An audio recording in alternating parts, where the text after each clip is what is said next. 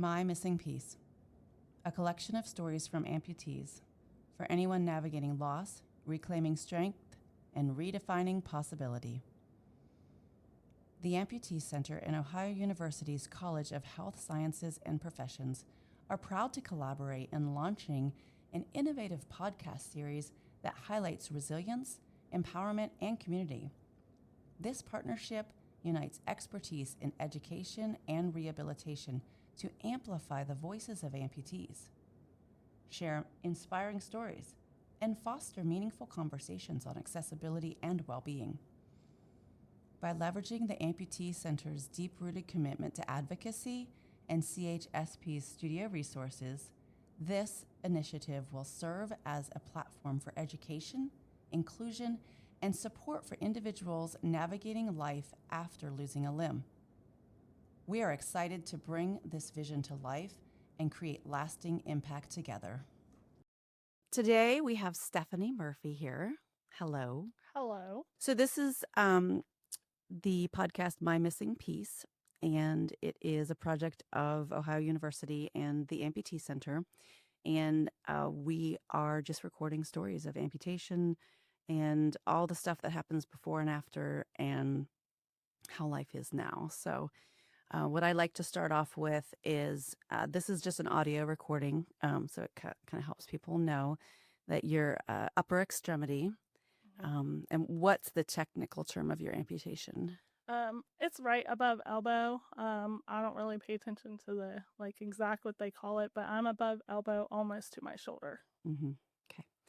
So I want to talk about just from the beginning. What was life before? Busy mom, 4 kids, husband. I was a hospice nurse. Carried a caseload of probably anywhere from 30 to 50 patients, depending on if we had enough staff or whatever. Very active, and my kids are very active in sports, so always just going and doing, and never really had any downtime. So Mm-hmm. I think you play softball. yes. My kids play softball. Okay. Mm-hmm. Yeah, so practicing. My old middle daughter plays softball. And so we would go out and throw and catch with her, play around batting. I'm terrible at it. One time I was doing it and I pitching actually to her, and I got hit straight in the stomach by her hitting it back to me. I was like, oh God, this is why I don't play sports. But, but yeah, I mean, and, my son at that time, he was playing football and he was just getting into baseball and stuff. So, working with him on his sports, all that kind of stuff. Mm-hmm. So in high school, did you play? You didn't play any sports. You just no. In middle school, I played a couple years of softball, but I wasn't very good at it. But I did do it. I understand. But a life of nursing, I mean, that's a whole. Yeah, in nursing, you do everything. Hospice nursing, I call it a journey. People come on, and one of the hardest times of their life, but they may come on death's bed, but they also may come on where they just know they have this illness and they need support and able to help them through one of the hardest times in their life, but also to give them that quality of life at end of life. And I say it's a journey because you get a nurse assigned to you, and that was me. That's what I did. Mm-hmm. And you get assigned to them, and okay, they're okay right now, and all you're doing is going in and checking on them, talking with them, going through the motions. While they get sicker, maybe eating less, that causes skin breakdown. So then you might have to do dressing changes. They may not be able to go to the bathroom anymore. You have to put a catheter in. You have to do all of those intricate nursing skills as they get sicker. And so definitely need 2 hands for that. Mm-hmm. Yeah. And you, I think it's interesting specifically for this story because you're coming at it with a perspective of rehabilitation or end of life or feeling like your life is over, which is a theme that, we hear a lot in the amputee world. And some people, their amputations happened when they're just grateful that they lived through an incident. Mm-hmm. And some people, specifically like Tiffany, her amputation saved her life. Yeah. And so I think that you offer a unique perspective that you did that before. Yeah. And so I'm wondering if maybe that that may have helped you in your rehabilitation in that perspective, or not? Um, I would say maybe some. I think in the way it helped me is I loved what I did so much and I wanted to get back to it. Okay. Like so hospice was what I was going to do the rest of my life. I'd found my career, I'd found my place. This is what I was going to do. And so when this happened, I was like, it's not going to stop me. Like I'm going back to that. This is what I do. So I think that that's how that helped me. Mm-hmm. Okay. So I'm going to talk about the incident that Yeah. caused your amputation. Yep. Okay. So normal Friday night, we're hanging out with friends, having a cookout, having a few drinks, just hanging out. A friend of mine has a Razor side by side ATV. It's the 4-seater, 2 in the front, 2 in the back. And he had not been drinking and he had gotten it out and was giving everybody rides. And he was getting ready to put it away. And I said, wait, I didn't get to go. Like, my turn. And I went to get in the back seat. And his dad said, no, if you're going for a ride, you're getting in the front seat. And so I did. And I honestly can't remember completely if I buckled my seatbelt. I'm pretty sure I did, but I can't honestly remember. I'd had a few drinks that night. I was feeling pretty good, but like I said, the driver hadn't had anything to drink.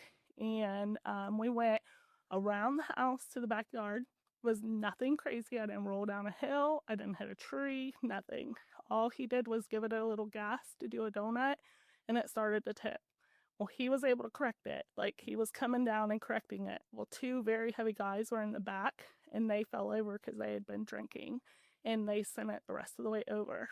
From what I'm told, like, I don't know if I went to take my seatbelt off or I just never really got it buckled because I don't remember a whole lot, is that it went over, seatbelt wrapped around my arm, and the side by side landed directly on it. So, kind of that seatbelt locking and the side by side landing on it. Um, Everyone thought I just had a broken arm. Like, everyone's like, it's fine. She's okay. Like, they got me out, like, got the thing. They wouldn't let me move because they thought I had a broken arm. They're like, it's broken. We're going to call squad. Like, they're going to be here. I remember somebody getting in my face and they're like checking my arm and they're like, wait, guys, she's bleeding. Like, and that's one of the things I do remember. And they're like, she needs a tourniquet. So my husband took his shirt off, wrapped around my arm as tight as he could, and just held it there. And the next thing I know is that the paramedics are there. They didn't do a great job, but they were there. And I'm laying flat on my stomach and kind of on a hill. My arm is on the downside of the hill. And they said, oh, can we roll her over? And they wanted to roll me over my broken arm. And my husband's like, absolutely not. Like, we're not doing more damage. They didn't do vitals. They asked me if I could walk. And I said, sure, I can walk if you think I need to. I got up and walked probably at least the length of a football field to the squad, holding my arm. I got in the squad. My family says they took the tourniquet off and they could just see my blood dripping in the squad. Like, there was no urgency. So they didn't roll you over. They just had you get up on your own? Yeah, they helped me get up. Okay. And had me walk to the squad. Like, they didn't really know if my vitals were good. They didn't really know anything.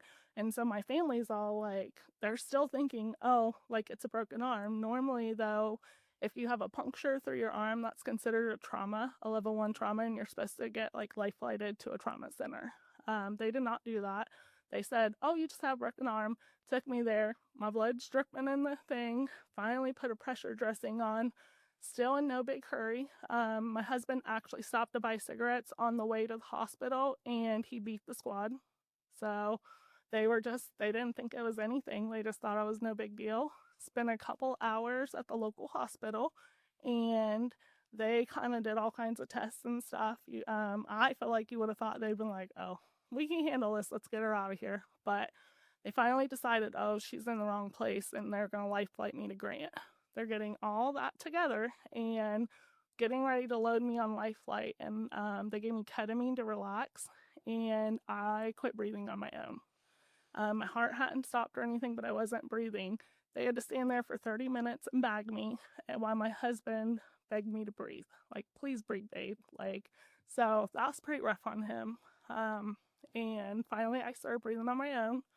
Life flighted there. My mom got there before life flight because she was already in Columbus, so she was waiting.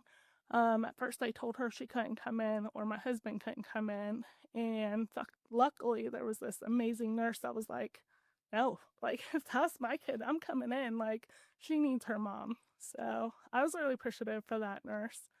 Um, I don't remember a lot of that, but um, I do know, I've been told, they said we got to take her in. Like Dr. Sheshik, he's the most amazing surgeon, trauma surgeon, whatever. Like, he got me through this. He was a rock all the way through the process. But he looked at my husband and he said, I don't know what she's coming out with. I'm going to do what's best for her and to save her life. Mm-hmm. Like, he said, this was emergent. My mom told me that my arm was blue when I got there. When she saw me immediately roll by, my arm was already blue. She said, I knew your arm was dead. I knew you were losing your arm. She said, somehow on the way there, I kept telling myself, please don't let her lose her arm. Like, I just had this fear. And the funny thing is, I knew I was losing my arm. Everyone kept saying, like, I kept being like, I'm a nurse. I can't lose my arm. I need two hands, like, the whole time, from the time it happened all the way till I got to the hospital. I'm a mom. Like, I need two arms to take care of my kids. Like, that, I was so focused on, I needed this other arm to be a mom and a nurse. So my body somehow knew I was losing it, like, which is crazy to me. So medically, because you said the blood was still gushing, so it severed a main artery? Yeah, it severed my axillary artery completely. My doctor actually said that I'm lucky to be here. So your heart was like just pumping out, Pumping blood. just pumping. Yeah. Which is why you passed out. My surgeon said somehow my artery formed a clot on itself. He said this does not happen. Like, and it especially doesn't happen when you've been drinking. Alcohol thins your blood. He said somehow your artery spasmed and formed a clot on itself, and that's what saved you. You can bleed out from an artery sever in less than 2 minutes. So whatever happened must have happened probably when I was laying and my arm was smashed. I figure I was still bleeding a little bit, but I feel like that something must have landed in the exact right place. The pressure was pressure on there to help form that clot. But he said, like, you shouldn't be here today. Like, and this was in one of our later appointments.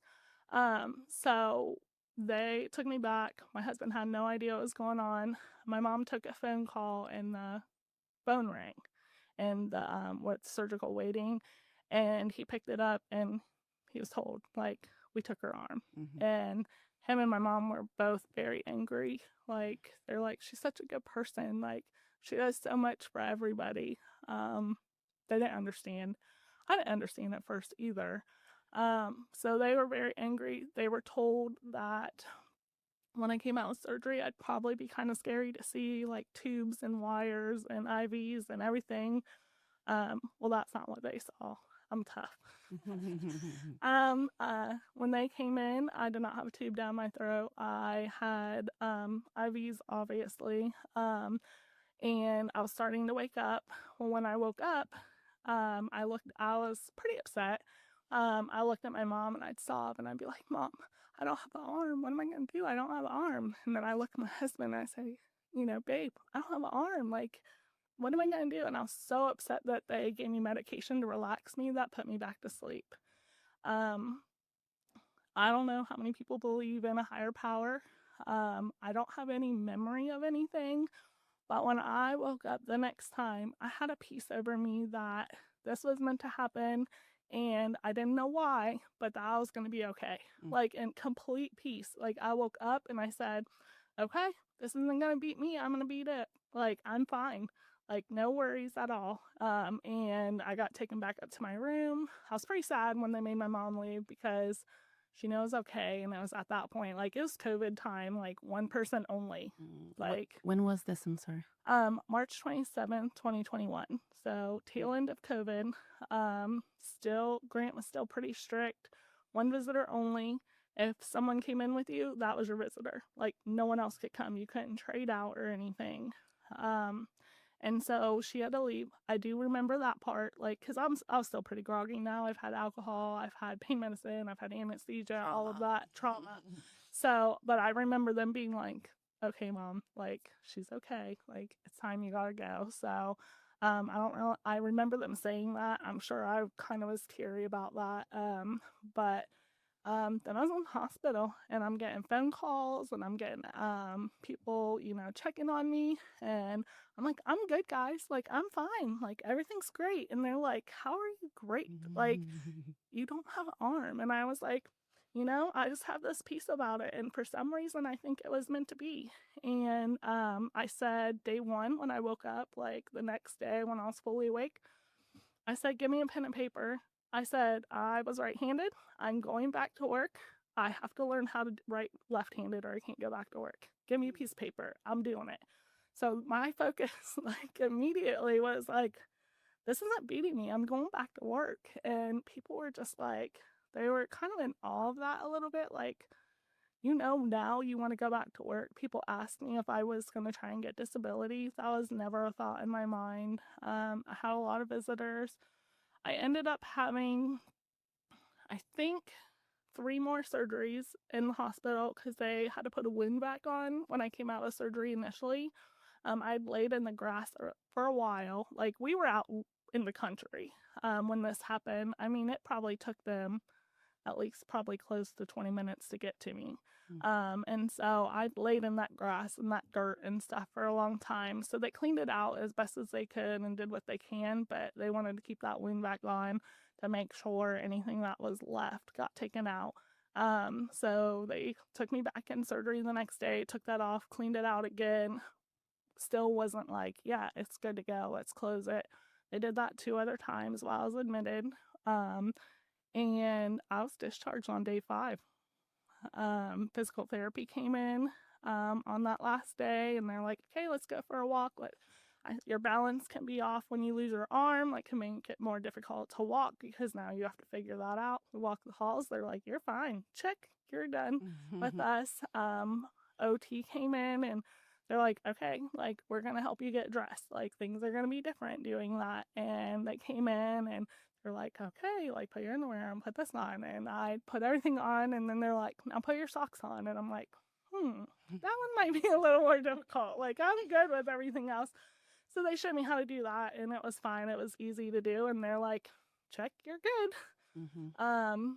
Regular therapy, like a counselor came in, and at this time I was like, I'm great. Like, I don't need this. I'm good. I have a counselor at home. Like, if I get bad, I'll call her, because I was struggling with depression before this ever happened. So I already had a counselor that I met with every couple weeks or so, and I felt good at that time. Like, I wasn't even feeling depressed, like normal depressed. So she checked me off. They came in. Grant did a great job. They lack in discharge instructions. That's where they lack. They said, okay, you're going to go home. They took the dressing off I had and put a new one on. I'm like, okay. I said, gonna give me some dressings to change this? Oh yeah. Threw some random stuff in a bag. I was like, how often should I change my dressing? Oh, every couple days should be okay. Okay. So they definitely didn't give me what I needed. I mean, if you weren't a nurse, would you have known to ask that? No. No. And I wouldn't have known that the stuff they threw in the bag wasn't going to work. Like, I was like, what is this stuff? And I was like, it's fine. I work for a hospice. They will give me whatever I need. Do you think it's because upper extremity amputation is rare? Like, maybe they just hadn't dealt with it? I mean, but it's still a wound. Like, you're right. It's still a wound. Like, you still got to care for it, and you got to care for it appropriately. It doesn't matter whether it's their arm cut open, you had a surgery on your knee, like, whatever. It's still a wound. Like, it still needs appropriate care. And I knew when they told me every couple days, like, that wasn't appropriate. And so I was like, okay, like, I got this. They didn't show my husband how to clean it. They didn't show my husband how to dress it. Nothing. And so we went home. I made a phone call as soon as I got in the car. I said, hey, they didn't give me the supplies I need. This was my job. And they're a nonprofit.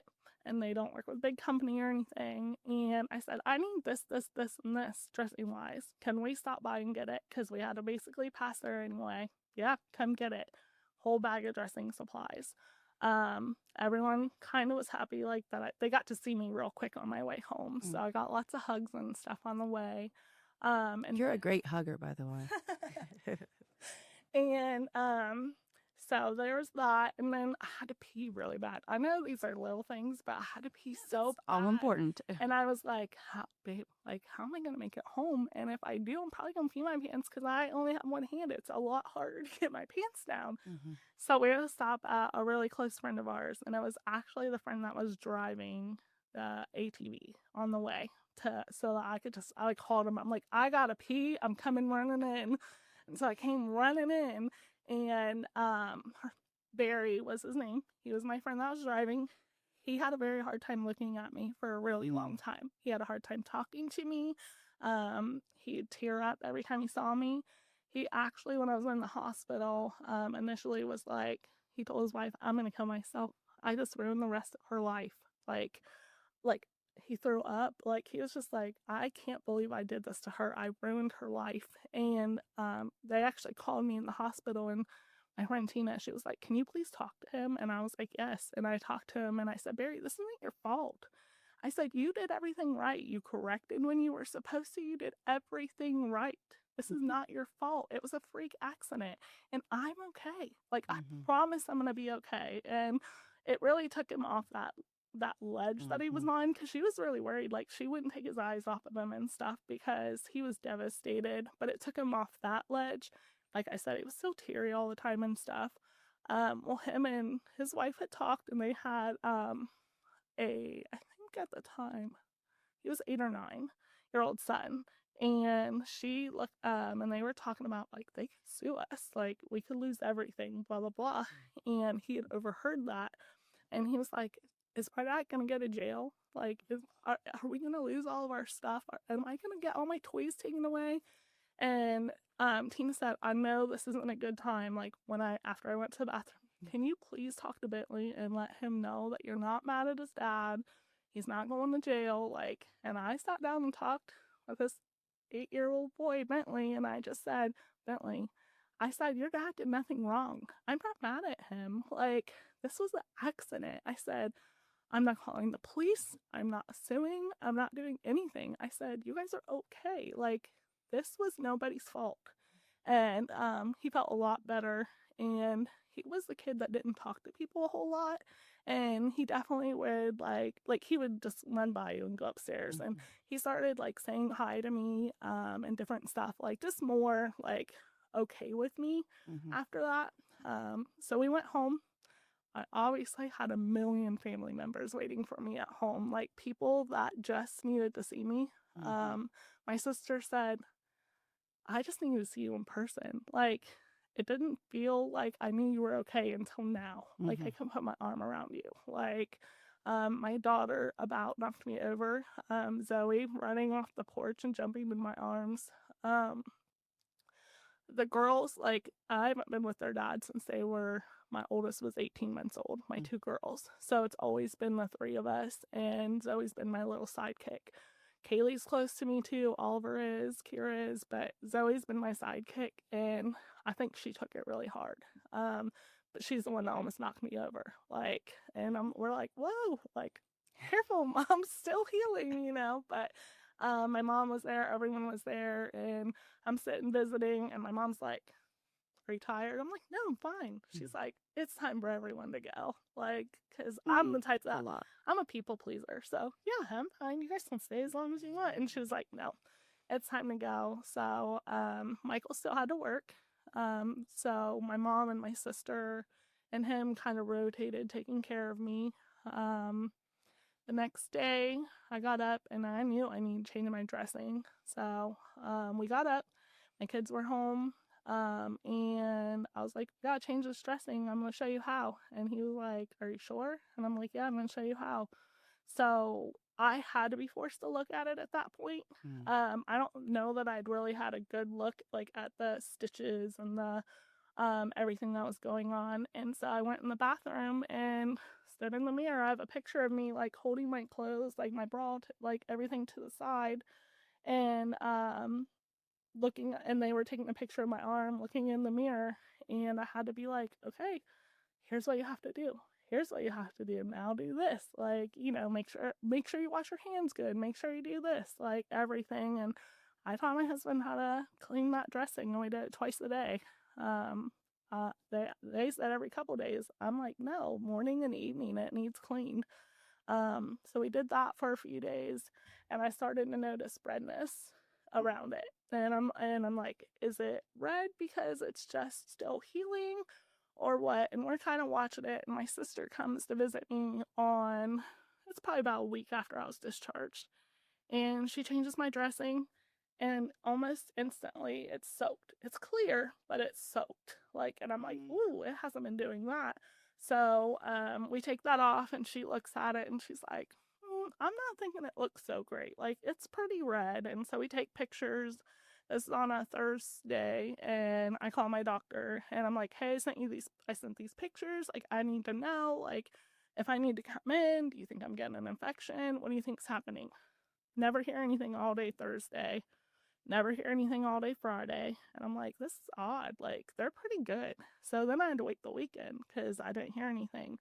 Monday morning, I get a call immediately, and it says, go to the ER, which at this point, it was so much worse. It had yellow drainage coming out of it. Like, if they hadn't called and said that, we were going anyway. Like, it had gotten to that point. So it was about a week after I got out of the hospital. I went in. My sister drove me because my husband was at work. And we got to the entrance, and they said, if she goes in, your husband can't. So she drove me all the way there, and she's like, can't I just go in till he gets here? Like, I'm okay with that, but why do I have to leave her alone basically until he gets here? And they're like, no, if you go in, he can't come. So she's devastated pretty much, me and my sister are super close. So she had, like, hugged me, and she had to walk out that ER and just leave me there alone.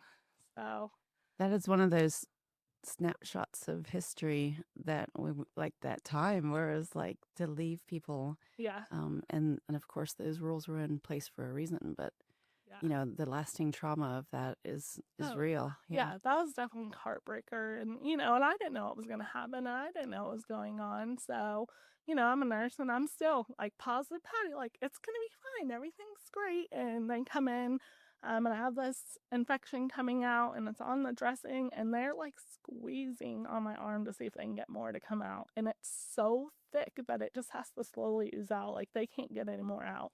What's your pain level at that point? Minimal. I never had a lot of pain. Yeah, I was gonna say, like, yeah, never really like insignificant pain. Honestly, even initially in the hospital, they'd come in and be like, "What's your pain?" And I'd be like, 4, like, because I thought it was supposed to hurt. Like it really didn't even feel that bad to me, and I'm just saying 4 because I think it's supposed to hurt. I knew there was something wrong because I didn't have any phantom pain, none. Like, I'd had no phantom pain at all. And on Friday, I started getting these like lightning bolt shocks that went down through my hand, and they were pretty spaced apart. the hand that's gone. The hand that's gone. You're Yes, my pain in phantom. it. Yes, Yeah. and it feels like a lightning bolt, and it felt like it was shooting down on my fingers. And at first, it was pretty far apart, but it honestly was kind of like pregnancy pain. Like, it got closer and closer together. I mean, to the point where it was like every 5 minutes for a while. And so that pain, no one knows that pain. It's terrible. Phantom pain is one of those things, like, I have a high pain tolerance, and that's one that'll take me to my knees. I don't get it very often, but when I do, it's terrible. Like, like I said, I didn't even think it hurt that much getting my arm taken off, and here I am, like, getting laid out by this phantom pain. So when the infection started, that's when maybe the nerve endings started to react. And that's what I figure, because it like started out, and then I think as that infection got worse over the days, like, it just got closer and closer together. So they cultured, they did everything, and they're like, you're here, like, you're admitted, you're going up to infectious disease, or actually I might have went up to the surgery floor because they know they were going to open me back up. They said you're gonna have surgery in the morning. We gotta get, well, actually, they said later in the day, but that got pushed back and they had to do it the next morning. Started me on a bunch of antibiotics right away. Like, Was your husband there yet at that point? he wasn't quite there yet. I actually, I told him to stay at work. Like, he was the only income coming in right now. Like, I didn't have a lot of paid time off. I didn't have a lot of stuff. So, a lot of times I'm like, stay at work or take care of the kids. Like, so I did a lot on my own because we had 4 kids at home that still needed taken care of. We still had bills that we had to pay and things like that. So, he got there right after work. I hadn't had surgery, but we knew I was being admitted. We knew the infection was bad, IV antibiotics. Um, Dr. Sheshik came and saw me that, I believe, that evening. He's my surgeon. And he said, I'm so sorry this happened to you. I think this is where I really found a really good respect for him, because he came in and he said, I'm so sorry this happened to you. He said, this should have never happened. He said, the girl that checks the messages, messages that you send in, was off, and nobody was checking those messages. They were supposed to be, but no one was checking those messages. And he said, so no one saw it until this morning. And he said, I'm taking responsibility for this. This was our fault. And I'm so sorry it happened to you.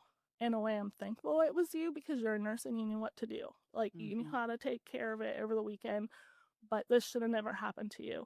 If I'd given you antibiotics on Thursday, Friday, we might not be here. Like, you know, he's like, we might have still been here, but now we won't know.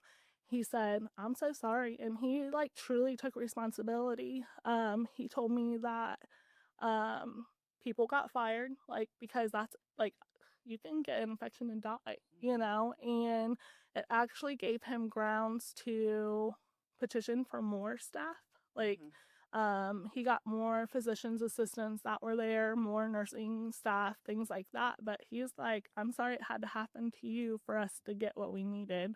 And he was very open and honest. And I don't think you hear that enough. You don't see that enough. And I think that's where like true respect for him came in. So. And so he did the surgery then for you then also. Yeah. He was my surgeon all the way through. So that next morning we did surgery, went in, washed it, cleaned it out, scraped all the infection out, did everything they needed to do, come back with them when went back. I actually had probably 4 more surgeries.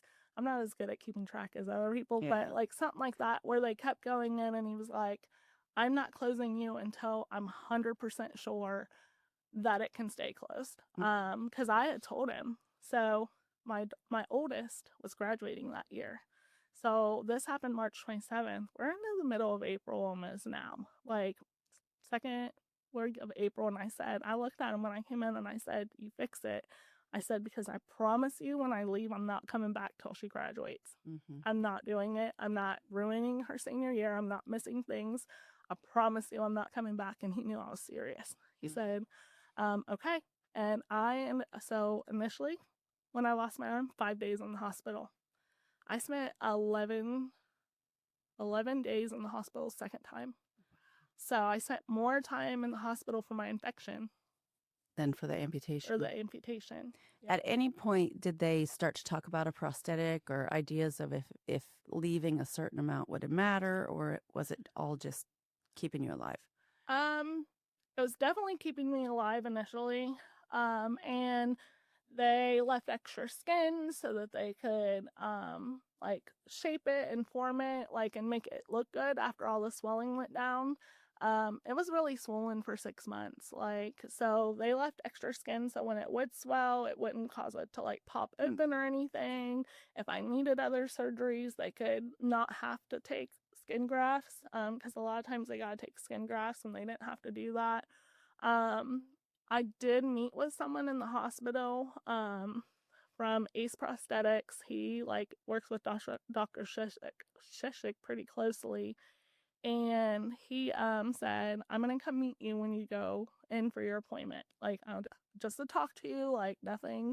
And he did talk to me, and we talked about it for a good while when I went to that appointment. And I was interested.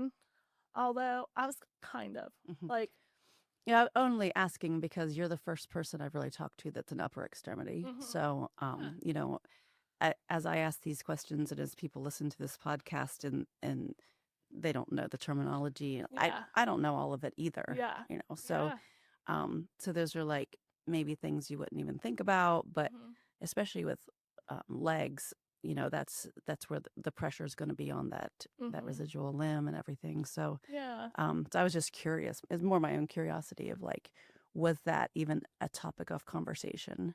In the beginning, people asked me, and I said, I don't need one of those. I'm Hmm. fine. It's not going to give me back what I had before. I don't Hmm. need that. And so but I did meet with the prosthetist, and at the beginning, I was kind of like, I don't want one. I don't need it. Went home, continued to do day-to-day stuff. My oldest daughter learned how to do dressing changes. I had to be on Lovenox shots twice a day for a couple weeks. My husband and my daughter learned how to give me that. So my 18-year-old daughter, here she is taking care of mom. Isn't she a nursing student now? She did nursing for a little bit, Mm. but she went to phlebotomy school and now she's a phlebotomist. So, I've met her. yes, Yes. yes. So, So but you made it to graduation. I did. You did. See, I did. yeah, there you go. Yep, I did it. I actually did my own hair for graduation. Nice. Um, let's see. So that was a big thing, Hmm. doing my hair. Like, Hmm. how the heck am I gonna do this? And that was probably one of my first true, real like struggles that broke me down. Mm. Um, I was in the bathroom and I'm trying so hard to like pull my hair up the way I used to. And all I did was pull my bangs and pin them on top of my head. That's it. Hmm. And I'm trying and I'm getting so mad. And my husband comes in and I'm crying. And he's like, babe, like, don't get this far. Like, we will help you. We don't mind. And I'm like, but I don't want you to. Mm. Like, I want to be able to do it on my own. Like, I have to figure this out. And he's like, I know, but you can't get yourself here. Like, Hmm. this is where you're going to get yourself down. He's like, we're all here to help you. And I'm like, I know that, but I have to learn. And so there was a lot of times of that. But that was like the one I really remember is, why are you getting this way? Like, let us help. I'm independent to a fault. I always have been Hmm. independent to a fault. And I'm like, nope, like I got this. And I did that a lot in the beginning. No, I don't need you. I don't need you to make that sandwich. I don't need you to do that. And everyone would get so irritated because they'd watch me struggle. Hmm. And some things I made it through, and other things like tears just running down my face, and they're like, please just let us do it. And it got to the point where they kind of just were like, I'm doing this, Hmm. and took it out of my hands of asking. And I let them do it in that way, but I think just my independent nature, when you're like, do you want me to do that? No. Yeah. I'm like, I'm good. So, So the other kids, adjusting with you in the house and mhm. um,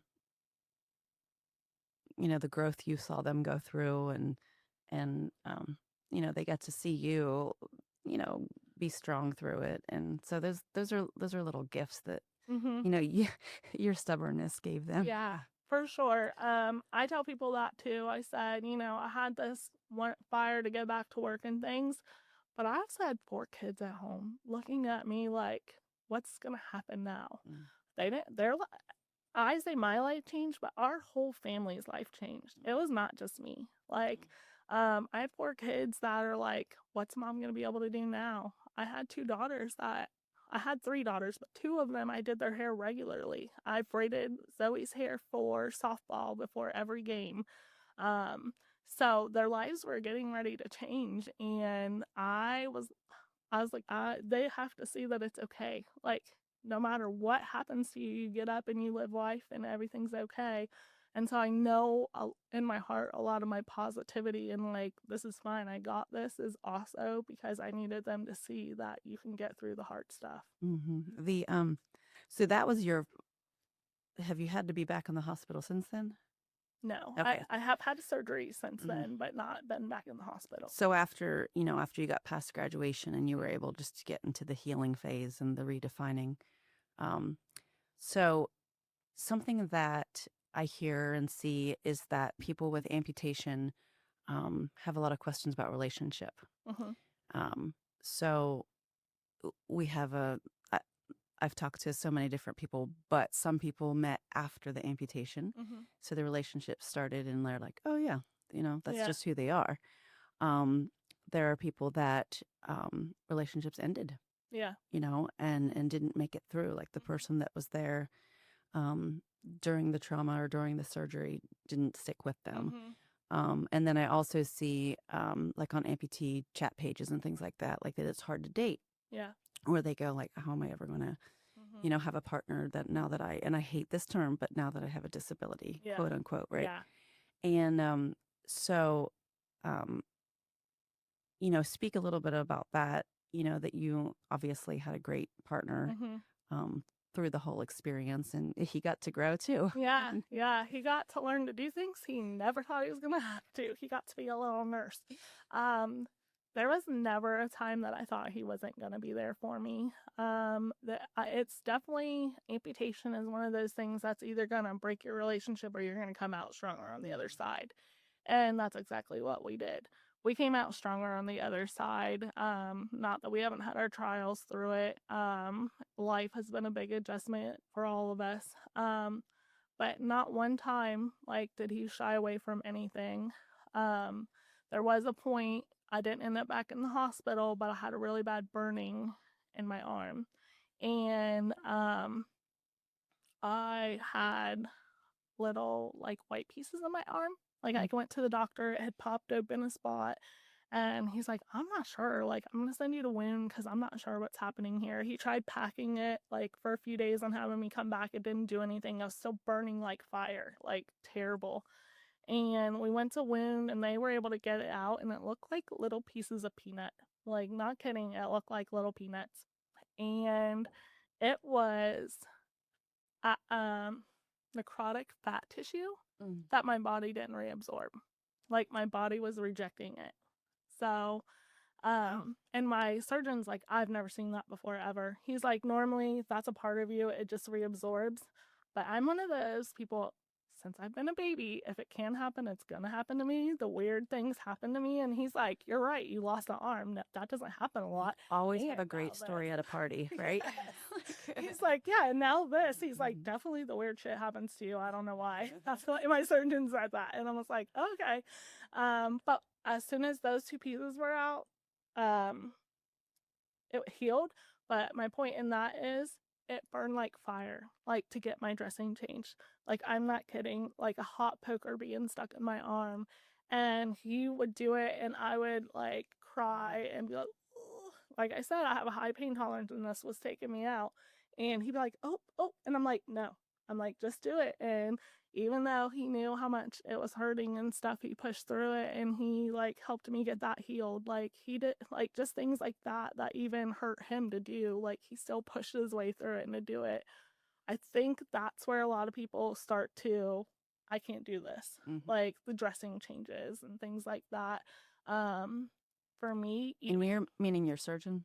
Or your husband? My husband. Oh, okay. My husband pushed through and did this. Yes, yeah. Because we I've been sitting in the hospital, and so they're like, here's how you do it, go on and do it. And that healed up really quickly once those rocks were out. But he had to twice a day pull all the packing out of my arm and then push packing back into my arm. And it burned like fire both times. I could tell when it was getting better, the fire was getting less, once those rocks came out. And even the wound doctor was like, what's happening here? Because they were they put this numbing cream on you when they try and figure out what's going on with your wound. And they take this thing and they go up and scrape when they can't figure it out, because it was a hard piece. And so they put this numbing cream in and they're taking this thing and they're scraping and they can't get it to do anything. And finally they got it loose where it came out, and they sent it off to get checked. And we're not including video of this podcast, but the looks on my face are probably priceless because I'm not ooey gooey. Yeah. And it's funny because, my job, is running the show of the nonprofit, but we're in that medical office type setting. Yeah. So a lot of times people will be like, flip their phone over before I get a chance, and I'm like, oh God, oh God, that's ooey, that's gooey. Yeah. Yeah. So, So, but that's the thing. Your husband didn't have that training, even if you did. mm-mm. Yeah. And I mean, and my husband has gag reflex. Like, he doesn't do well with stuff sometimes, but he never acted like it was a problem. He never made a face, nothing. I think everybody, like, I talked about that first time we looked at my arm, like, my kids came in and looked, like, I allowed them. I'm like, if you want to see, you can come in and see. And everybody came and looked at it. So, and they did okay with it. That is huge, and without ceremony or therapy or somebody telling you, like, that's big. Yeah. That's to look at your body and redefine. And most people without limb loss don't ever truly just look at themselves and just be like, this is who I am, and this is Yeah. what I look like, and hmm that has to be okay. And I mean, and I struggle. Like, I'm a plus size girl, so I've always kind of struggled a little bit. And I talked about how I had depression before this, and part of that was like looking at myself in the mirror, and just I had no reason to not be happy. I have a husband and kids and a good life, and I just wasn't happy for some reason. And part of that, I think, was sometimes I judged myself on how I looked. But I'll tell you what, losing your arm, like, it took away that depression. Mhm. It told me, yeah, there's life to live. Like, you have a good life, and why are you so sad about it? Like, so losing my arm, really, it's crazy in a way that it made me a better person. Wow, Yeah. that's huge. Yeah. Yeah. Yeah. I haven't seen a counselor. Like, I saw a counselor in the beginning. Um, she wasn't helpful. Mm. Like, I would talk about the things that, like, this was even in the first couple weeks, the things that frustrated me, the things I couldn't do. And everyone kept saying to me, don't worry about the things you can't do, like, be happy about the things you can. Mm-hmm. Great. And even my counselor said that. And I said, okay, but you're not the one that lost the ability to do half of the things in your life right now. Like, I've gained a lot, but I'm like, I told him, quit saying to me, focus on the good, the things that you can do. I'm like, I lost a lot too. Like, and how do I get past that, those things that I lost? Mhm. And so I had to be like very like firm in that. Like, I started, I think, like, getting really irritated by that, Mm-hmm. by everyone just being like, okay, but you can. Well, the honoring, and that's where I want to talk about peer support, and the value of peer support. And again, in my position, and what I'll tell to amputees, because I spend time with multiples Mhm. that get to talk to each other. And I relate it to having my my older children natural birth, and my last pregnancy was a C-section. Yeah. And wow, Mhm. life-changing, Yeah. life-changing hmm experience. And I had this new awareness that it was like I can Yeah. never have that conversation again Yeah. with somebody who never had a C-section. hmm And the things that are said, and the um, people would say, well, don't push yourself too hard. And I'm like, oh, listen, I'm not. Yeah. Oh, listen, Yeah. this is, and I would just blatantly, and my house was full of people after hmm my newborn, Yeah. and lots of helpers, and everybody. And I would just be like, I'm at the max of pain right now, and I am honoring that. And Yeah. nothing any of you say is going to matter until I work through this hmm myself. hmm And so that's how that's the advice I give people, caregivers, people that are helping somebody with amputation, is that hmm at some point we have to stop talking, and we have to stop saying, because we don't Yeah. get it. We don't, and Yeah. we won't ever. Yeah. And so something I hear a lot in the amputee world is, up until this point, is like, well, I never knew an amputee, or I've never met Mhm. another amputee. And then when they meet each other, it doesn't matter which limb, Mhm. there's a level of camaraderie and that peer Yeah. support. So I want you to tell me a little bit about your experience of meeting, because I know you're active in the Columbus group, and then you have come to the Amputee Center. What's been the value of peer support in this particular situation? So it's a little different for me, because when I do both groups, when I go to them, there's not an arm amputee 99% of the time. I do, I love talking to people that have lost a limb, because we all have went through that grief process of losing a part of ourselves. I like to be able to talk about like phantom pain because no matter whether it's your arm or your leg, you can talk about that. Like, we all just connect on that level of that losing a limb and kind of the things that go along with that. With that being said, I say a lot that upper limb amputation is very lonely. I felt alone a lot. And even though I could reach out to any one of those people that lost their leg or whatever, they don't understand what I'm going through. And I don't understand what they're going through. Like you said with the C-section, like um, no one that hasn't had one would understand. No one that hasn't lost an arm doesn't understand the trials of what that's like. So as much as everyone is super supportive and I love seeing other amputees and talking to other amputees, there were still times of loneliness for me. This would be a time we can insert a chart because when I was at the Amputee Coalition, I met an amputee that lost her thumb. And so I went into one of her sessions and just to hear her talk about her prosthetic and the company she represented. And statistically, just more lower limbs. So it is definitely, I would never have thought this, but the word alone, because there's just not as many until you find, maybe a forum on a social media or something that you could connect with somebody. The likelihood that you're going to spend time around one is actually pretty low. So hopefully you found some support. I have had a community. I met a guy like early on. Somehow we're distantly related. So like my aunt. Welcome to Southeastern Ohio. Yes, welcome to Southeastern Ohio. So like my stepmom, like my aunt on that side, she said, "Hey, like this person you're distantly related to, he was born without an arm." Like, and it's not the same, but it was still like, and I reached out to him and like reached out and we've become really good friends. He actually runs another nonprofit, and makes prosthetics for upper limb people, but they're not traditional prosthetics. They are more activity based, I would say. So if you want to ride a bike, he's going to figure out a tool to help you ride a bike. It's not just going to be a regular arm. Or even for me, like I went through his thing and they made a pill crusher because I was going to go back to work. Yeah. So it wasn't necessarily something I put on my body, but it was something to help me do my job. So like either a prosthetic or something to help you. That's what he does. Well, through him, he does upper limb stuff. So I've met another person born with upper limb. And I also met a 16-year-old that lost her arm. Well, she's 21 now, but she lost her arm at 16 in a car accident. And so it was helpful for both of us to meet each other, I think. Yeah.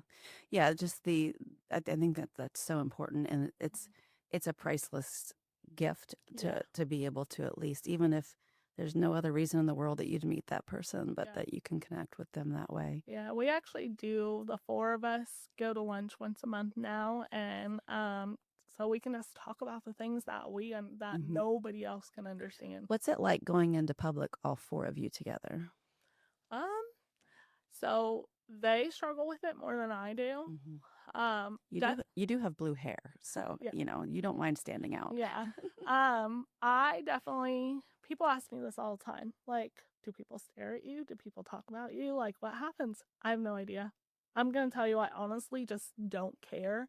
So I don't notice. If someone's staring at me, I would have no idea because I don't care. Like, I told people in the very beginning, like, they were like, "You're going to still wear tank tops." I'm a tank top wearing girl. I said, "Yeah. I didn't do anything wrong. Like, I didn't do anything wrong to make this happen. And if somebody doesn't like that, that's their problem, not mine." From the beginning. My family and my friends had a harder time with that. Like, we'd go out and they'd be like, "They're looking at you." I'm like, okay, like, that's their problem. Like, and so, like, for me, I honestly don't notice, like, at all. Destiny hides her arm. I feel like she hides her arm more. Like, she doesn't necessarily like, you can tell that she doesn't have an arm, but she definitely like tries to make it less noticeable more than I do. Like, I throw on a tank top and it's here for the world. The other two were born that way, so It's- it's normal to them. I do follow social media pages and just out of curiosity, and I watch a lot of amputees, and the one upper extremity, put on her prosthetic arm and like posed for a picture and then took it off. And she's like, this is how much I use it. Like it was it. Like it, for her, she's just like, it's just in the way. Yeah. So that's the huge difference I've noticed with upper and lower, Yeah. is if it doesn't make your life better or, you're not going to necessarily wear it. So people ask me, like I said, I talked to that prosthetic guy, and he actually connected me with another girl. Her stub is a little bit longer than mine. I only have like maybe an inch or two. Hers is a little bit longer, and she has a myoelectric arm. And he was like, I want to introduce you so you can kind of see what that looks like and blah, blah, and even have someone to talk to. We never really connected. Like, I met her, but for some reason we just didn't connect on that level. And I met her with her arm, and Kaylee was with me, my oldest daughter. And Kaylee said, your eyes just lit up when you seen that arm. Like, you were just like, oh, I was like, yes, this is what I'm getting. It's going to give me somewhat of life back, blah, blah, blah. And I was so excited. And we set up an appointment, and we actually started doing casting and stuff for it to make the prosthetic. And I got my first rejection letter from the insurance company, and they basically wanted me to get like a hook or something. And I tell people, and they think I'm hilarious. I'm like, I'm too vain for that. Listen, if you're not gonna give me an arm that does something, I do not want a hook. Like, and that's nothing to anyone else that wants to use one. I don't want that. Like, I would not wear it. I know I wouldn't. And that's kind of what they want you to start with. And so I got that rejection letter, and I talked to my surgeon because he had to write work up right for me to get this. And he's like, I'm going to let you try, but I don't think you're going to like it. And I was like, why? And he's like, you don't have enough left. They're heavy. He said, and they're heavy and they slide out of position. So you spend most of your day taking it off and putting it back on so that it's in the right position so that it works. Because a myoelectric arm works off of very specific muscles in your arms. And I was like, okay, I'm doing this anyway, like, right? And so I get that rejection letter, and a friend of mine works at Ohio State, and she's like the manager of the surgery area. And she talks to Dr. Sousa, which is a huge like surgeon, right? And says, can you just tell me your opinion on my friend? Like, here's what's happening, blah, blah, blah. He called me personal time. Nice. And called me and talked to me for probably over an hour. We've worked with him and met him. He's just so wonderful. Yeah. So I love that. I mean, and just took his own time, and he said, so tell me what's going on. And I explained like about how long my arm is and blah, blah, just so everyone kind of gets an idea. Like, I can't even hold a piece of paper under my arm. Like, that's how short my, what I have left is. And I told him all about it, and he's like, if you want to try it, some people just have to because they need to know. And he said, I'm honestly telling you that most people end up with a very expensive paperweight. It's great in the beginning. Like, you're like, oh, yeah. He's like, but the more you have to take it on and off and on and off and on and off, he's like, it ends up in the corner somewhere and you have a $50,000 to $100,000 paperweight. He said, I'm not trying to discourage you. I want you to do what you think is best for you, but you're going to have very expensive paperweight. And that's kind of what my surgeon had said as well. And I really respected those people's opinion. So me and my husband talked, and I said, I'm not getting one. I'm not doing it. And I cried, like, because I had this expectation that it was going to change my life. It was going to make it back to kind of almost where it was. And so, like, it was just almost like another loss. I just sobbed. And I was okay pretty quickly after, but just the heartbreak of that. And I think it was like I decided I didn't want to do that because I didn't want to be let down when I got it. Like, the heartbreak of getting it and then being like, this is not what I thought it was. This is not helping me in the way I thought it was. It's not doing, it wasn't worth it to me. And so, and insurance, I didn't want to fight with insurance. It wasn't worth the struggle to fight with insurance if I wasn't going to do it. Like, so I just decided I didn't need one. There's times I think now, like, I want one, but they're a pain in the butt. You can always change your mind, right? Yeah. Yeah. Yeah, and there's a lot of technology out there. It's a lot. It's very expensive, but you don't know what could happen down the road, and something actually, be positive. Where you're gonna, you have that great medical staff that I feel like you could reach out and say, I want to try again. So, Dr. Sousa, he does a lot with osseointegration. I'm sure he talked about that, and that's basically kind of a rod in your bone that your prosthetic can stick to. And I know they're doing lower limb ones. And he said that they have started doing upper limb ones, but they're not approved in the United States yet. FDA approved in the United States. He did say, however, if you ever think about it, come see me, he said, because we can get it done through compassionate care. He said, so if that's ever something that you want to do, and I don't really think I want to, I'm too scared. Like, this is another one of my main things. People are gonna laugh, but I don't want to lose my shoulder. Like, and because your clothes don't fit and things look weird. And I'm afraid that if something went wrong with that rod in this bone, I would have to lose my shoulder. And so I don't want to. I mean, it's risk and reward, and so Yeah. you get to choose that. Yeah. But So. technology's changing every minute, so Yeah. maybe we'll come back and talk about it, Yeah. and something will be totally different. Yeah. So I mean, I love that you went down that road of prosthetics, and at least you got a chance to do some research. I did see at Amputee Coalition there were several osteointegration upper. It's fascinating to see, but there is the risk of infection and everything. So I'm gonna go to the next amputee coalition like thing. My daughter played softball for years, and it was always like at that time, and she doesn't play softball anymore and stuff. So now like that's something I'm looking into. But yeah, I think that would help a lot too, and a decision one way or another, like talking to people that do have that prosthetic and like are at my level, because the thing like legs are the same way too. How much bone do you have left? Like, and that's with arms. Like, people that have more arm, like it's going to be easier for that prosthetic to stay in the place that it needs to work correctly. With shorter arm, you have a lot less muscle to work with, and it's just so much harder to keep it in that exact spot. So I'd like to see people that maybe have close to my length and see how they deal with prosthetics and see do they really think it's worth it, or are they like, man, that's a pain in the butt every day. Yeah, to get to see who's actually experienced it. And something that nobody else can answer for you. Yeah. So you mentioned your mom. So how's she doing now? She cries like a lot sometimes, but I wouldn't say a lot. Man, if I call her crying, she's done.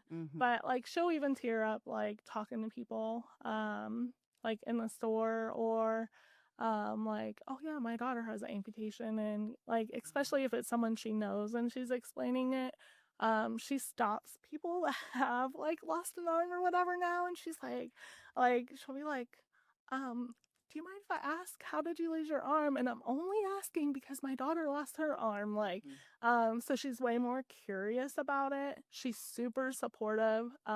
She just listens to me just sob sometimes. I'm better now, but there's times like where like just all of a sudden out of the middle of the day, like it would just hit me like a brick, and I would just like think my life is falling apart, and I would call her and she just listen. Like, and that's, I think, all I needed in that moment was just to get that out of my system. So I think she's doing okay with it, but she definitely still gets tearful. I sat in on peer support for caregivers at the conference, and that's so important because again, when you're the caregiver and you want to, I mean, it's your child or your spouse or the person that you love, or your parent, you want to do everything you can, but you can't do everything. And so care for the caregivers is huge. I think my dad struggles a little bit. He didn't come to the hospital because he knew he couldn't come in. So I think he struggles with that decision of not just sitting in the parking lot And I'm like, Dad, like, what was been the point of that? And my dad's one of those things like, you're a tough banana, like just get up and do it. Like, and he tries to do that to me and he still does that. Like, you're a tough banana. Like, that's why you got through this. Cause I was always like, come on, get up and just, it's fine. But you can also see it in his face when I struggle. That is hard. He's never going to say that to me. He's just like that. I like see him watch me do things that I'm struggling with and him being like, oh. So I also have a twin brother. Like, Oh, I did. I didn't know if people knew that, but I have a twin brother. He was in California at the time. He's in the Navy. So that was really rough on him. Whoa. Like, yeah, he was far away. He's okay. He's here now. Mhm. Like, he was retired, and he said his biggest struggle is, I want to help. Like, I see you doing these things, and I just want to do them for you. And he's like, and I know you don't need the help. Like, there's things that you can do, but I want to. And your story, too, there's always that, whether it's spoken, it's that, but you survived, Yes. that I think at any time, we're all allowed to mourn the loss, of the plans we made and the life we thought we were going to have together and all those things. But especially, in your experience, but you survived. Yes. And so you're here making adaptations, and you're here. And I don't think I knew, like, how serious it was. And I know that sounds really stupid because I was a nurse, but I don't think I really realized how bad I was until the last time I was going to see my surgeon. I like had a bad morning, like it was one of those teary mornings, right? And I walk in, I'm having tears. I thought I was gonna be late, and they're one of those very strict offices. If you're 15 minutes, you're not getting seen. Like, so, like, and I'm sitting in there waiting on him, and he comes in and he's like, "Are you okay?" And I'm like, "Yeah, I'm fine. It's gonna be fine." He's like, "Well, you look like you need to talk," and I was like, "You're busy. Like, you're a busy doctor. Like, whatever." And he literally took his phone out of his pocket, turned it upside down, and said, "Some things are more important." Like, and just did that. And that's where I really got the realization, like, I shouldn't be here anymore. He talked to me for probably an hour and a half. And he told me, he's like, "You're going to live with me forever." He's like, "I've never seen someone come through something like this with such grace." He said, "And I don't understand." He said, "You are a good person. I don't know why this fucking happened to you." And he said, these people that do dumb stuff, like, things happen to them. He said, "You're a good person and you weren't doing anything wrong. Like, you do everything right. You're a nurse and you care about everyone." And he's like, "I don't know why this fucking happened to you. I don't understand, but I need you to know there's a reason. I promise there's a reason." And he said, Do you even realize you shouldn't be here today?" And I was like, "What?" Like, I don't even think I knew my artery was severed at this point. And he said, "Your axillary artery was completely severed." He said, "You should have bled out in 2 minutes. You shouldn't be here today." And he said, "I need you to know that there's a reason why you're still here. There's a reason that you made it through. I know we don't know that reason now, but there's a reason." So I think, one, I learned that day, like, oh, damn, like, I shouldn't be here, right? And two, just like his words of encouragement. Like, he was just like, "But there's a reason." He's like, "There's a reason. We may never know that reason, but there's a reason this happened to you." Family thinks that I made some videos when I lost my arm of encouragement to other people. They think like that little bit was maybe, even if that's all I did and how I touch people. But he's very upset by me losing my arm. It's kind of crazy because he sees that stuff every day. But he's like, "I don't know why this happened to you." Like, he's like, it almost makes me mad. Like, I'm a family member of yours. Like, I don't get it. So, but just, he really put me back in reality. Look at you making me cry. It's like, oh my God. Yeah. And that's just who he was, though. He was like that. After that, we talked about earlier how there was that mistake made and things. Every time he took me into a surgery, every time he saw me, every time he talked to me, it wasn't just about me either. It was about my family. Like, how's your kids dealing with this? How's your husband dealing with this? I just never had a doctor like him before that truly cared. Like, that day I went in, he truly cared about what I was going through. His phone was going off. Was like, "Oh, I'm supposed to be at this meeting. Who cares?" Like, people, other people were waiting to be seen, and he said, "I don't care. Like, it's more important to help you through this situation at this moment." And so that's when I found out I really shouldn't be here. Like, I was just like, "Oh, Well, okay." and that does, when you hit that wall of challenge, you're like, I will make this sandwich because Yes. I'm alive. Yes. And now that's what I tell people. Yeah. I'm like, I'm here. Mm. Like, and I'm gonna live my best life. Like, God put me here for a reason. So now I try and live my best life. I am completely open into answering questions and how did I get through this? I touched on I made videos. I made a video at 1 week from losing my arm that morning. I said, I lost my arm. There's challenges. I talked about being better in a better place. Like I was depressed before this. I'm better now. That's 1 week after. I talked about celebrating the small things. And that's how you continue to stay positive is that you celebrate something little. I was able to put my hair in a ponytail. Hell yeah. Like, great. I did that today. I put my own whatever on. Yes. Like, and find, like, just staying positive and finding little things to celebrate. And I did, like, videos talking about that. I talked about the bad times, too. I'm like, this was a rough week. Like, here's why. Like, and here's how I got through it. And that it's okay to have dark times. It's completely okay. But you got to pull yourself out of them. It's okay to have a day or two of being dark, but now what do we do to get out of that darkness? Like My the challenge at first with the amputee center was the humor. Yes. I know it's hard to say that, but I'm just like, am I supposed to laugh? Right. Oh, okay, we're all laughing, and we make the jokes get made, and Oh, costs people. me an arm and a leg and all that Yeah, stuff. And people definitely look at you the when humor. you joke. People didn't know what to say to me. First day in the hospital, like, I only got one arm now. I'm sitting up, I'm using my abdomen, right? So I'm like, oof, I'm working this ab. I said, man, I bet I'm gonna lose some weight. Wait a minute, I bet I already lost 10 pounds. Like, and pointing to my arm, and people are like, too soon. That's not funny. Oh Like, my God, that's great. yeah. Yeah. And I always have been like that. I have great shirts that make jokes. Like, someone will say something in a restaurant, like, oh, do you want this appetizer? I'm like, sure. They're like, oh, don't let me twist your arm. I'm like, oh, you twisted it off. And they're like, I'm like, it's fine. It's fine. Yeah, the Christmas party with the gingerbread man missing the arm. Best Yes. shirt ever. Yes. Yeah. So.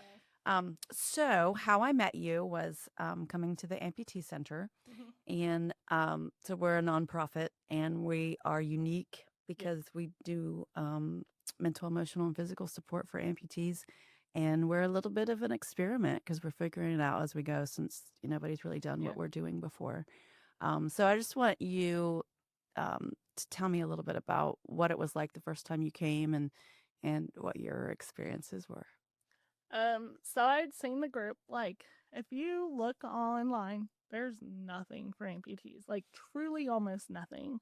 And I'd been looking and looking, and I saw this group, and like I was like, okay, like there's one. It's in Parkersburg. It's not too far, 45 minutes. But I'm like, I don't know. Like, do I go? Do I not go? Like, I'm missing an arm. Most people, it's leg. Like, I was really looking for support with that, and first couple months I didn't go. Like I was like, no, I'm not gonna do it. And then I came the first month and I was pretty nervous. Like I wasn't sure what to expect. One, I never been in any type of support group ever. Like so I didn't know what support group even truly really looked like or meant. So I was very nervous about that. I was very nervous. I was worried there wouldn't be another upper limb, but I think I got over that pretty quickly. Everyone was really, really welcoming. Everyone was excited I was there. They were actually excited to have an upper limb because they don't really get to see that very often, and excited to hear about my experiences and my struggles and how I get past things. So they made me feel really welcomed really quickly. So that was really nice. And I did go to some of the activities that you guys have. I went to decorating sugar cookies. People are like, "You're gonna go decorate sugar cookies?" Hell yeah, I am. I'll do it with one hand. They may not look great, but I'm doing it. But I mean, I just think the amputee center makes people feel really, really welcome and comfortable. I've never not felt comfortable there. And I come sporadically now because life is busy, and I do go to the one in Columbus as well. But I mean, I love the amputee center. I think everyone's great. Every time I do come, people welcome me with open arms. No question on why I haven't been there. They're just like, come when you can. I did tell you the one time, I said, you're going to get the best welcome when you don't come very often, because when you come in, we're all like, yeah. Yes. And even that last time you came in, my daughter that's 3, Mhm. looked at you and was like, wow, Yeah. bless your arm. So, Mhm. so I love that, she's growing up in an environment that she can just be like, oh, Yes. wow. So, Yeah. I think I love that too. Like that she's little and that's that. I love when kids ask me questions. I hate when their parents pull them away like Mhm. we're something to be afraid of. Mhm. But I love like that they ask me questions. Like I'm even like, you want to feel it? Like it doesn't feel different than normal skin. Like it's exactly the same. Like I'm very open to that. So I love that she's so Mhm. curious too. Yeah. I was like, well, here we go. Yeah. So I love that you have been able to participate in something, and that's something where we're, as we grow as a center, that I bring up often is evening and weekend activities. Mhm. We do a lot during the week, but that we want to help support people that work full time Mhm. or that are in rehabilitation and want to get back to their job. And so um, to have that diverse group, that whether they're on disability or not, or maybe they're on it and they're trying to get off of it and get back to work, Yeah. those are all pieces that are important to Mhm. hear. Mhm. And so, what was your journey like? Because I know you work full time now. Mhm. So, what was your journey like? Realizing you couldn't go back to hospice care and then evolving into what you do now. Well, I didn't believe I couldn't go back to hospice care. I thought that I was going to be able to do it. I was going to make it work. I actually went back to my job at 6 weeks after amputation. Oh my God. I kept asking my doctor, when can I go back? He's like, just give me another week. Like, he kept pushing me off as long as he could. I only went back 3 days a week, half days, and I did paperwork. But that wasn't enough for me. 3 months after I lost my arm, I had a full caseload of hospice patients that I was seeing. I had to see them once a week. Um, I have a really, really good friend that worked with me, and we kind of made a deal. Like, she would go do the hard stuff that I couldn't do, like Mhm. the catheters and dressing changes and stuff. And I would go just see routine visits for her if like that was what was going on that day. And we did that for a while. Um, and um, I decided that it wasn't something that I thought was fair to Mm. my client, to my residents, to my patients. I didn't think it was fair because I described it earlier as hospice is a journey. Like you start with this nurse in the beginning, they go through and they're with you until they pass. Like they're a part of your family, like you're close with them. And towards the end, I was having to start to say, like, I'm sorry, I can't do that.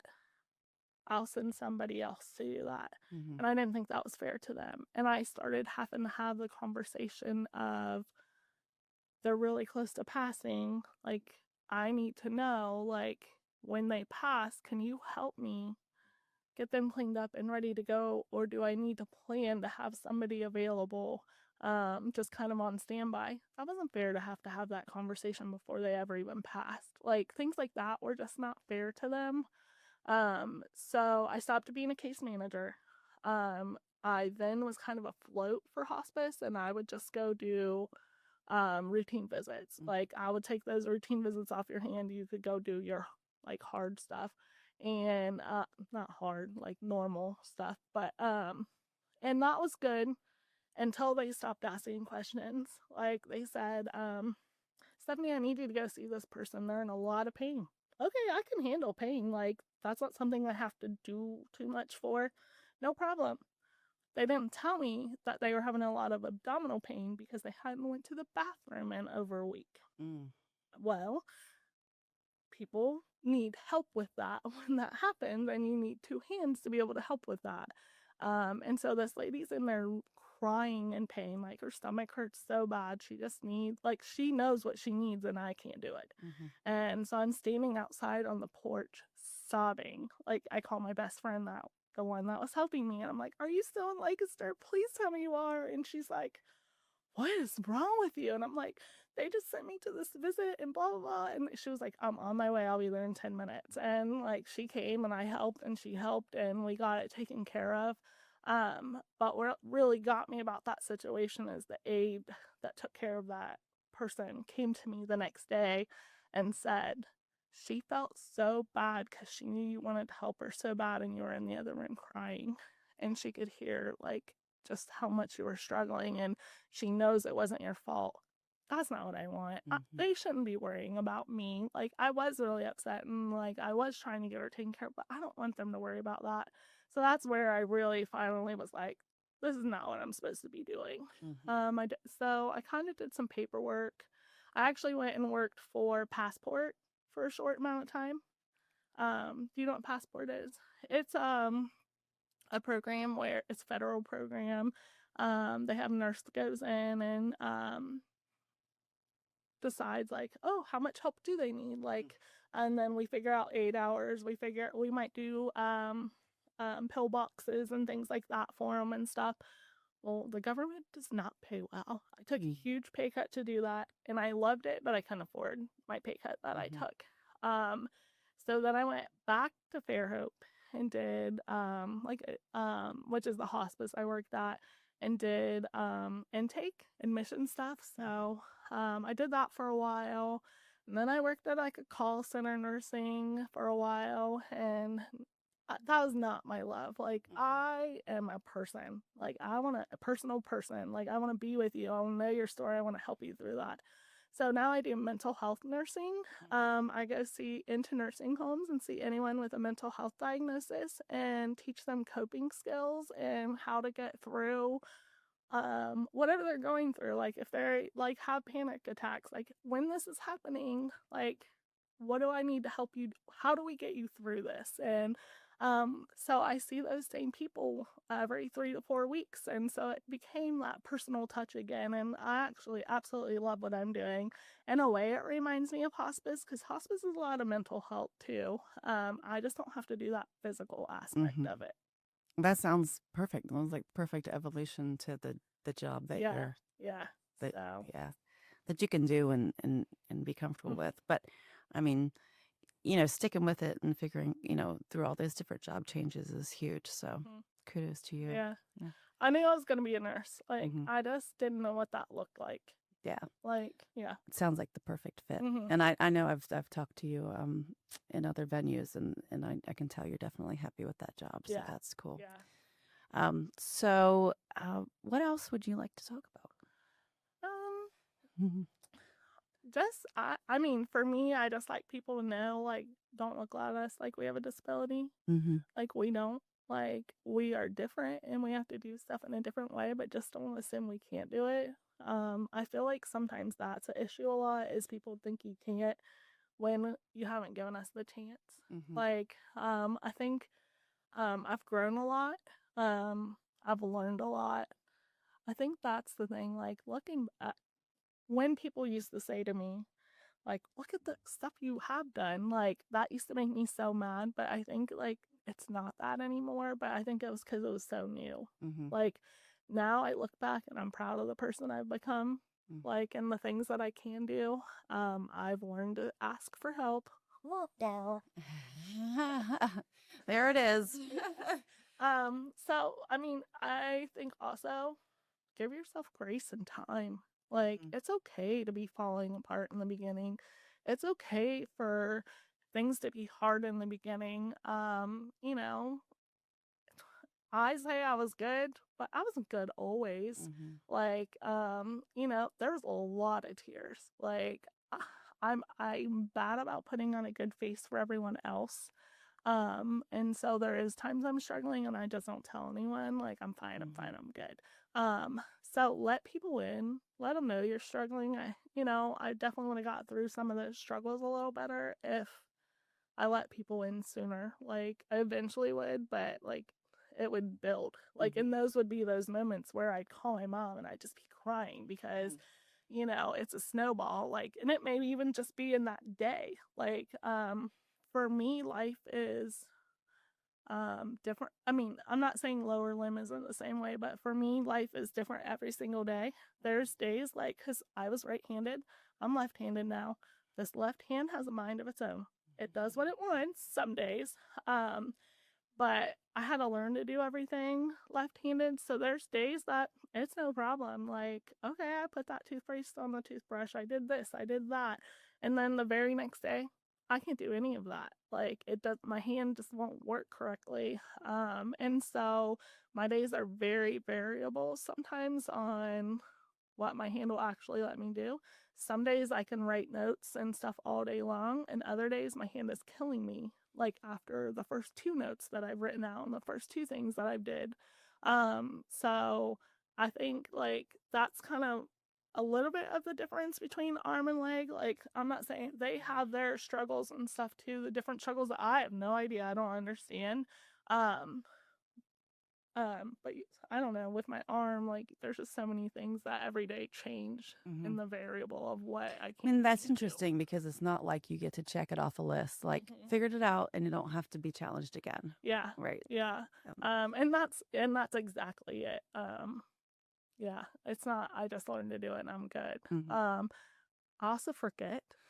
Like, it's stupid that you forget that you don't have an arm. I don't know how you do that, but like, and like I'll throw a jacket, like, oh, I need to grab this and this, and I have my jacket, and I'll throw it over and it'll land on the floor, and I'm like, what the hell?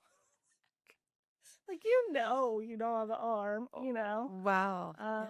I've also chosen things that aren't worth the trouble, Mm. like tying my shoes. Mm.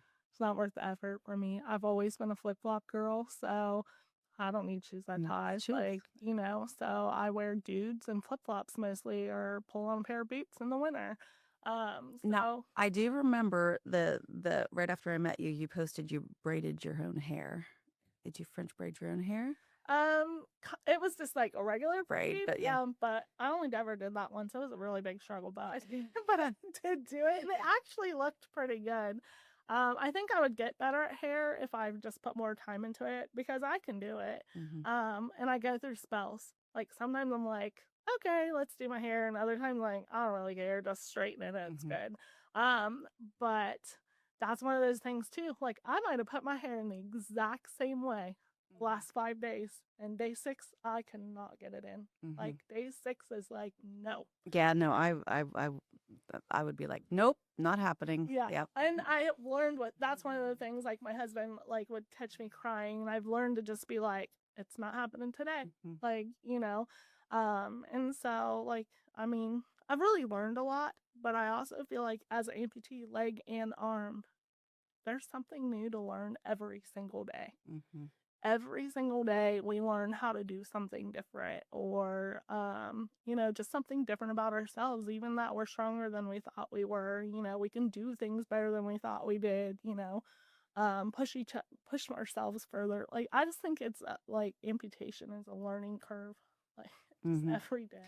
Well, I say in mental health, you see a whole person and then you kind of have to find what's missing. Where when I started at the amputee center, like, I see what's missing. Guess that's what we're gonna do. But I will say too, like, in a year and a half of knowing you on this, that you exist on this earth, I never once cared where your arm was. I never said, hey, what's your arm story? Like that it's a mind shift to make sure that you just see who walks in the door and meet them where they are in that moment, and you just go from there. So sometimes it's just not even something to talk about. Yeah. I hear a lot, like from people I know, they're like, I don't even notice anymore. You don't have an arm. But I also hear from people that, like, I haven't known that long, but like now know better. And they're like, you carry yourself with such pride in who you are. Like, you aren't embarrassed of who you are. They're like, that I didn't really even notice in the beginning that you didn't have an arm. Like it just wasn't a focus. Where a lot of time, like sometimes you meet people and you can tell what they're worried about. Like, Mhm. you know, my hair, their whatever. They're like, you have no worry about what that looks like. And I'm like, because it's me. Like Mhm. it's who I am. And so, but it's just interesting to hear that people are like, if you, like some days I feel like if you didn't tell me, I wouldn't even know. Mhm. Like so, That's huge. That's yeah. amazing. Well, you definitely are inspiring, and um, I hope that you find your way into peer support more because I think that there's like so much value, right? And Yeah, and I am. I'm a certified peer oh, visitor. oh, cool, I cool. am, and I get phone calls. I haven't had great luck with them. Mm-hmm. Um, the first one wanted money off of me very Oh, shortly, but mm-hmm. like I call everybody, like, and I try. Some people I think they request it and then they're not quite ready because Uh-huh. I'll call and they don't answer Mm-hmm. because I can't really do like it's not like oh you just do Ohio like where a lot of lower limb peer supports they can go to the local nursing home, the hospital, to this to that. Well, there's just not as many arm amputees, so they will say, "Hey, like I have this person, they're in New York. Do you mind giving them a call? Like, or I have this person in California." And like, I'm like, Mm-hmm. no, that's fine. But then when I call, like, I'll try a couple times and I don't get a response that I'm like, either they weren't really ready or, you know, maybe they found that support somewhere else. So I haven't got to do as much as I really truly would like. Mm-hmm. Because they're also far and few between. Mm-hmm. So Yeah, and that you're right. I mean, there can be that moment we've all done where we've reached out for something and then we're like, oh wait, did I really want to? What is it when they extrovert and you ask for something and then suddenly you're an introvert? Like, yeah, wait, yeah, no, I'm not ready. yeah. So Well, I can see. I mean, already with your training that is, and I hope that the recording this story is maybe a door opener. mhm. Where you can say, hey, here, just listen to my story and see if it's something that I can help you. Yeah. I want to help kids too. Mm, Me and someone from Columbus, we're gonna work on being able to go in to schools and talk to them about being different and mm. overcoming obstacles. Mm-hmm. Awesome. So Wow. yeah. Well, I look forward to watching you on your journey for sure. So, thank you for joining us today, and we can always do follow-ups with whatever happens next in your life. Sounds great. Thank you. Thank you for listening to this episode of My Missing Piece. Be sure to like and subscribe on your favorite podcast platform and join the conversation. Let's rewrite the narrative together.